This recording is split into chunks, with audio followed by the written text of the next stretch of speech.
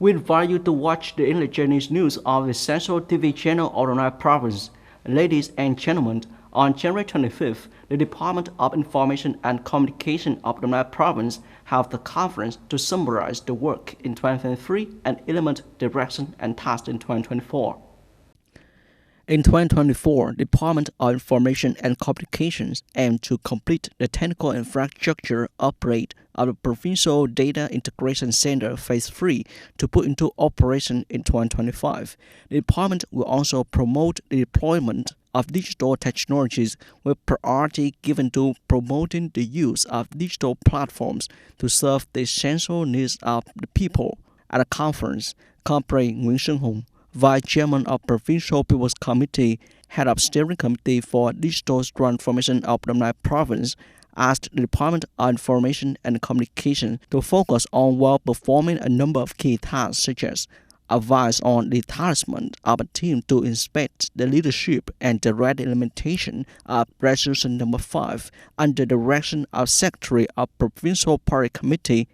At the same time, the Department of Information and Communication advises the Provincial People's Committee on Information Technology Investment, meeting the needs of digital transformation. Of this occasion, the department also awarded certificates of merit to groups and individuals with outstanding achievements in the patriotic emulation movement in the field of information and communication.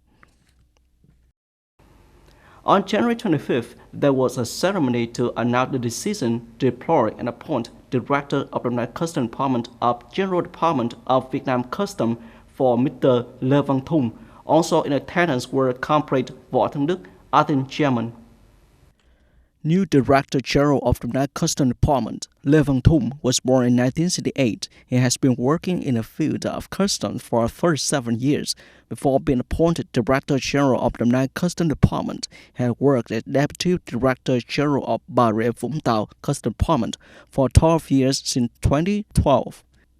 General Director of General Department of Vietnam Customs, Nguyễn Văn Cẩn, requested new Director General Lê Văn Thung to continue promoting the spirit of solidarity while complying with regulations in the state management of the field of customs, following closely to the guidelines, orientation, economic development, investment, attraction of the province, contribute to facilitating trade activities, attracting investment to the Đồng Nai province, strengthening the fight against smuggling and commercial fraud.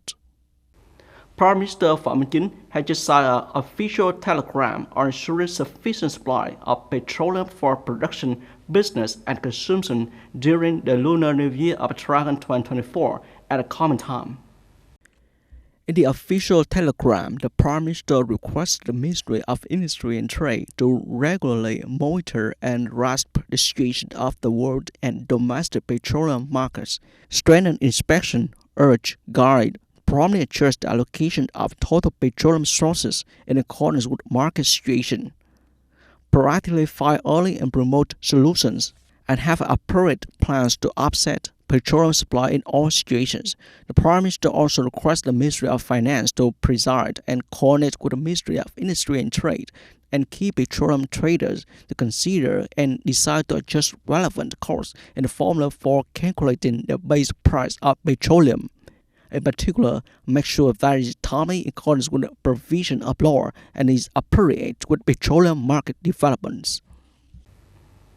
The Amber District Party Committee has established a delegation to visit, give gifts, and wish Lunar New Year of Dragon 2024 to Catholics and Protestantism establishment in the district. At the destinations, the Secretary of the District Party Committee wished the dignitaries a peaceful and happy New Year. At the same time, gave information on outstandings resolved on the social, economic, defense, and security situation of the district in 2023, affirming that in that common achievement, there is significant contribution of religious dignitaries and organizations. District leaders hope that in the coming time, religious organizations will continue to accommodate the government in economic and social development, build the great national unity bloc, and contribute to the development of the homeland. The National Assembly's Committee on National Defense and Security recently held a seminar on current status of industrial mobilization activities and completion of policies and laws on industrial mobilization. Industrial mobilization is one content of national defense mobilization, expresses our party's views on people's war, methods of preparing and conducting the people's war. However, the practice of industrial mobilization has revealed many limitations and obstacles. Delegates and experts said that industrial mobilization is not only done in wartime but even in peacetime to repair early and remotely. Therefore, the draft law should clearly stipulate the principle of industrial mobilization. Major General Đặng Ngọc Nghĩa, former standing member of National Assembly's Committee on National Defense and Security, said, "We must set out the principle of mobilization and punishment.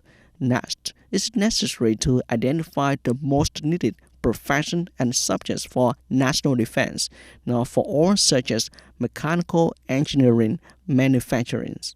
Mr. Phan Quý Phương, Vice Chairman of Thừa Thiên Huế Provincial People's Committee, said, "Recently, during pandemic, a man from Health Department reacted that there were no need to rehearse with 30,000 people. Therefore, it is necessary to make adjustments into law to do this by expand scope, subjects, and types of activities."